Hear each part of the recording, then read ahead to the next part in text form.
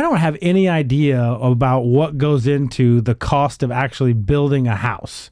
I mean, I know there's like materials and all of that, but I think for a lot of people, when they talk about housing affordability, everybody jumps right to the market and housing supply and those kinds of issues. But even just the cost of a house, like what goes into the base price of why a house costs what it costs.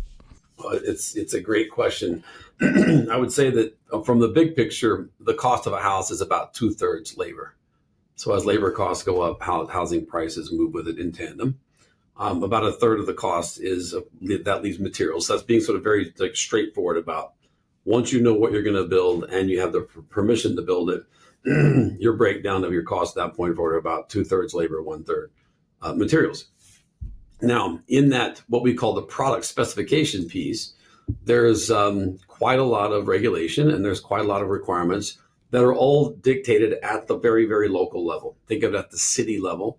And oftentimes there might even be a subdivision smaller than the city level with how your HOA is organized that prescribes how the house needs to look, like what features it needs to have, its size, its scale, where's the garage. Mm-hmm. So the product definition is decided locally.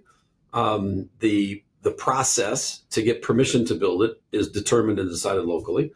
And then from there, you have about 2/3 labor and 1/3 parts. Let's talk a little bit about Amherst. That's great. I was planning to dig deep into that question, but it makes all the sense in the world that 2/3 of it would be labor and only 1/3 of it is price. Is that actually? I will dig a little bit. Does that, does that fluctuate at all? I mean, because I haven't even thought about that from a policy standpoint. We never talk about labor.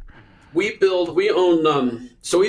houses a bunch of different ways, right? So we partner with home builders, we build them on site, we build them off site, we act as general contractor, we own our own real estate development division.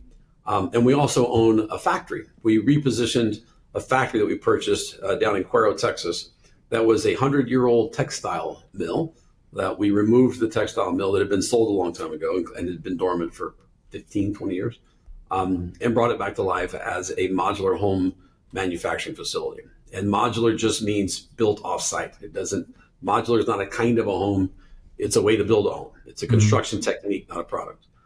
That can kind of flip that quotient a little bit, where a little less of your expenses is labor, and that brings the cost down a little bit.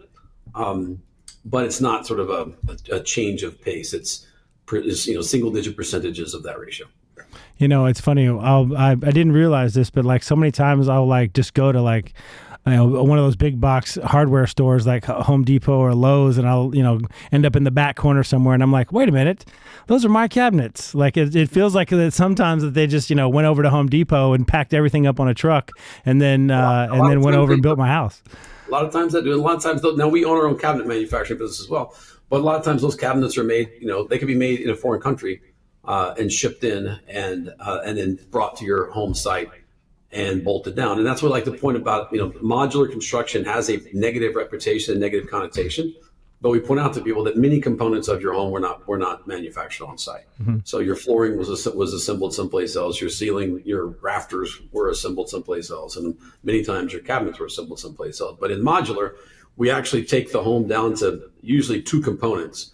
And the flooring's down, the appliances are in, the cabinets are in, it's ready to go. And then we bring those 2 pieces in on a truck and with a crane, place them and put them in place. So that brings down your costs a little bit, but you trade off some labor costs for some crane and transportation costs. But the key thing with modular is that you can respond quicker. So my factory modular, our factory in Cuero is rated to build about 700 homes a year. Right now we're probably building 200. If I wanted to go to 700, it would take me a matter of a couple of months. Whereas if I wanted to go stand up that capacity to build on site, it would take much longer. Could the average person, and maybe above average, I don't know, but could the average, is there enough information out there that, let's say you had a piece of land, could the average person figure out how to build their own home based on what's out there, or is it just kind of like an eye-pencil situation where nobody actually knows how to put it together? A Bastiat fan, all right, fantastic. But nobody actually knows how to assemble it, but enough people do that you can make a pencil. If this was on your ranch out in the county somewhere, you could figure it out, right? Because the county doesn't have that many restrictions on what you build. If you bought a lot in a city, in any city, even the most friendly, most kind of city that wants to have growth and isn't anti-development, I think it would be very difficult because the product specifications the city makes are incredibly specific. So you'd have to have an architect that can draw a house that's consistent with all those regulations. Then you have to understand the process to get the plans approved and then have each stage of the home inspected. And then, of course, the way that the ecosystem works is everyone that's involved in building your home is really a specialist. So the person that sells foundations doesn't sell frames, and they don't sell Romex, so they don't do electrical, they don't sell plumbing, and they're not licensed and certified to do those things either. So it's a little bit more like an operating room, I think, than anything else, because you have these specialists that just do one thing. So, and they're regulated and they're licensed. So it really is probably not what Henry Ford would have expected when it comes to how to build products, high quality products, low cost and at speed, because you have entire companies that just do foundations. Well, I want to drill into that just a little bit, specifically on, you mentioned the regulation, that kind of driving up costs, because I think it's no surprise to anybody. We have a lot of younger staff here who lament their, we'll just say the purchasing power of the dollars we put in their pocket. And I can say just from observational experience, we see the dollars that we pay, it's a lot hard. The first rung on the ladder, is a little higher up than it was back in our day, Brian. And so I think that we feel that, or they feel that a lot in the younger cohorts too. So I want to talk a little bit about those regulations, those rules, some of those laws that actually contribute to that affordability and, that create that higher overhead for building a house and then, and distally selling it off to a younger first-time homeowner. Yeah, I mean, so let me pause here by saying that you can go pretty far down the road to say the regulations are too high, and they probably are, but it's not going to solve the problem. Right? The regulations are adding something to the cost, but they're not adding the difference between what people can afford and what houses cost. But the things that we think probably deserve some attention, there's two things I think that deserve attention, and they're kind of controversial. So hopefully your podcast isn't viewed by that many people, because I might get in trouble. We'll make sure our moms are bracing for it when they listen, sir. So the two things, one of the big things is our average home is around 1,600 square feet, and our average garage is almost 400 square feet. So the garage is actually a pretty decent percentage of the footprint. And if you think about a garage versus a living room, okay, what's the difference in building cost? It's not much. Some flooring you put down, because our garages have insulated walls, our garages have finished ceilings. That's what the market expects.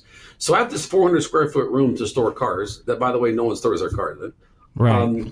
That we estimate costs us about $40,000 to build. And by the time we put our administrative margins and try to make a profit on it, it's going to cost the consumer $50,000 or $55,000. And I don't think they want it, and I don't think they need it. And I think they would rather have that $55,000 in their pocket or at some other portion of the home than in the garage. So I think that's a simple one of like, why do we have so many garages when I think in 10 years we're going to have fewer cars? If the self-driving car, there's a huge amount of investment in self-driving cars. If that investment pays off, we're going to have a lot of empty garages around.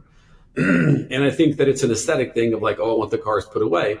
But most of the time, the city regulation that requires you build a garage is not paired with a regulation that says you have to use it. So there's a little bit of a weird thing there, right? Mm-hmm. The other one I think that's more controversial, but we're thinking about is there is a model. I'm glad that my PR people can't get the hook on me right now. Here we go. There's a model in that I'm familiar with. I'm not an expert in regulations. But I'm pretty familiar with California regulations and with Texas regulations. And there's an ADU regulation that was mandated by both state governments that says we appreciate the city has its role, and we appreciate that you're very active in what gets built in your city, how it gets built. But whatever you do, it can't confine the ADU by more than these constraints. Or basically what they said was that we're going to define what an ADU is from a product perspective. And we're going to tell you the maximum setbacks that you can require from your lots. Mm-hmm. So now we don't think ADUs are actually going to solve the housing crisis, because the practicality of having another residence in your backyard isn't creating like a panacea for housing supply. It's really creating just more housing space for rich people. However, it is an interesting thing that the model of a state law that got involved in the definition of housing product has been successfully deployed.